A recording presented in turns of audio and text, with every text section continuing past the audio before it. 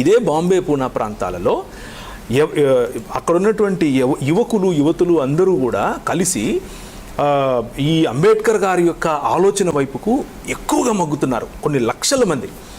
ఆ సమయంలో తిలక్ గారు వేసినటువంటి స్కెచ్ చూడండి, అంతకు ముందు లేనటువంటి వినాయక చవితి వెంటనే పుట్టుకొచ్చింది. ఓకే, ఇప్పుడు వినాయక చవితి ఏదైతే చేస్తున్నారో గణేష్ చతుర్థి అని మన ఇళ్లలో మన అపార్ట్మెంట్స్లలో పెడుతూ ఉంటారు కదా, అది రీసెంట్గా వచ్చినటువంటి తిలక్ గారు ప్రవేశపెట్టినటువంటి పండగ.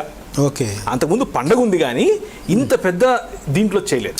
ఇంత పెద్ద దీంట్లో ఎందుకు చేశారు అని అంటే, వీరికి కావలసిన స్వాతంత్రం ఇదే. ఏంటి ఆ స్వాతంత్రం అని అంటే, అంబేద్కర్ గారి భావజాలము వేరు వేరు దాని ఏమంటారు, మన మైండ్స్ ఓపెన్ అయిపోయి ప్రపంచాన్ని చూడాలి అన్నటువంటి వింగ్స్ వచ్చేటటువంటి భావజాలము వీళ్ళకి ఇష్టం ఉండదు. వీళ్ళకి ఏ భావజాలం కావాలి, నేను మంత్రం చదువుతాను నువ్వు మోయి అనే ఆ స్వాతంత్రమే కావాలి. అది స్వాతంత్రం, నా జన్మ హక్కు ఈయన చెప్పింది. ఓకే.